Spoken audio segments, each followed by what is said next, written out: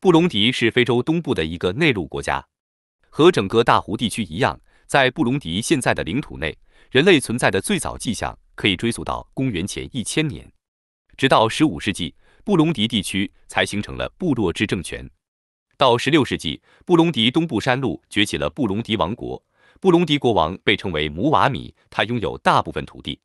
布隆迪王国的统治是以一种独特的封建保护关系为基础，即保护人将一定数量的土地或牛群分配给农民和牧民经营，农牧民实际上处于农奴地位。这种封建保护制度一直维持到1976年。布隆迪王国未能建立中央集权的统治制度，直到1900年，布隆迪国王只能有效控制国内一半领土，其余领土分属半自治的酋长控制。第一个到达现代布隆迪领土的欧洲人是斯皮克。1858年，他与理查德·伯顿一起前往坦噶尼卡湖地区。他们将布隆迪王国的组织结构与旧希腊帝国的组织结构进行了比较。直到1899年，布隆迪才成为德属东非的一部分。与决定接受德国扩张的卢旺达君主不同，布隆迪国王姆维奇4世反对一切欧洲影响。他抵制了阿拉伯贩奴商人和欧洲探险家的侵略活动，使外来殖民者未能在此立足。1884年，欧洲列强召开了瓜分非洲的柏林会议，最终布隆迪被划归为德国势力范围。德国在武力夺取布隆迪王国失败后，成功挑动了布隆迪国王的女婿，发动了叛乱。布隆迪国王吉萨伯最终被迫让步，同意宣誓效忠德国。德国人随后帮助他镇压了马孔科的叛乱。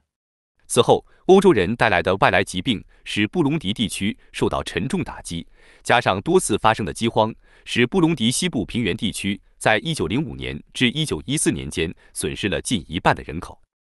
第一次世界大战后，国联将当时已合并在一起的卢旺达乌隆地分配给比利时，比利时则透过间接的方式扶植当地王族进行统治。第二次世界大战后，卢旺达乌隆迪成为比利时行政当局下的联合国托管地。托管领土的指导方针要求托管领土做好独立和多数人统治的准备。然而，在整个50年代，比利时政府不顾国际压力，拒绝给予殖民地独立地位。殖民地的局势因此失控。1961年9月18日，在联合国监督下，布隆迪举行大选，民族统一进步党获胜，组织了临时政府，宣布与国王姆瓦姆布扎4世合作，实行君主立宪制。1962年6月27日，第16届联合国大会通过决议，结束对卢旺达布隆迪托管统治，承认其独立。随后不久，布隆迪拒绝联合国关于成立卢旺达布隆迪联邦的提议。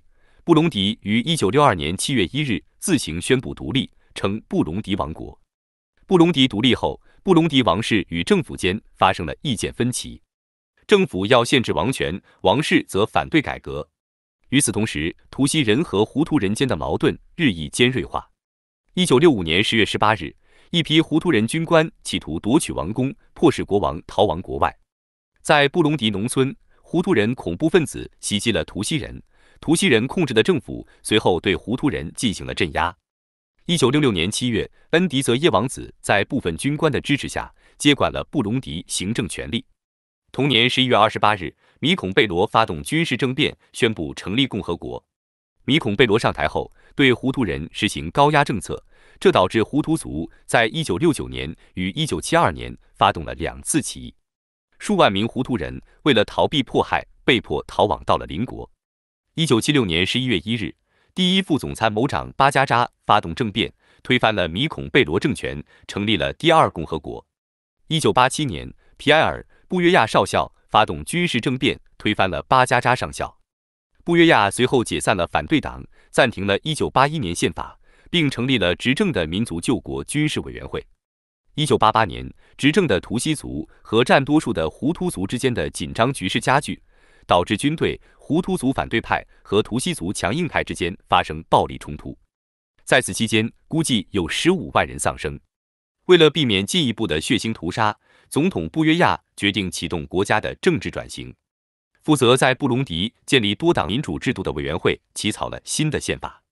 尽管布约亚多次犹豫，但该提案还是于1992年通过了公投。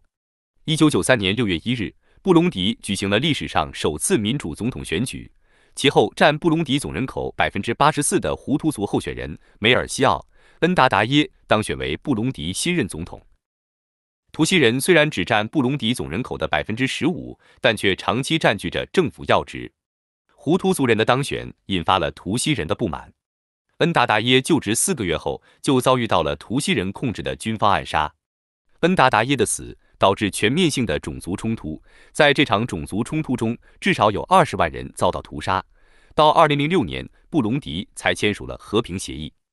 2007年2月，联合国正式停止在布隆迪的维和行动，将注意力转向重建布隆迪经济。由于布隆迪独立后政局常年动荡，加之种族大屠杀带来的严重创伤，导致其资源得不到有效开发，始终无法摆脱赤贫状态。根据世界银行的统计数据，布隆迪2018年的人均 GDP 仅有275美元，是仅次于南苏丹的非洲最穷国家。经济的一贫如洗导致布隆迪民生维艰，而动荡不安的时局又为社会治安带来难题。截至目前，布隆迪贫困率高达71.8%，文盲率高达31.7%，人均寿命仅有50.4岁。从地理上来看，布隆迪处于高山内陆，可用耕地面积只有130多万公顷，但该国90%人口从事农业。为了扩大耕地面积，许多树木遭到砍伐，这造成了布隆迪的水土流失。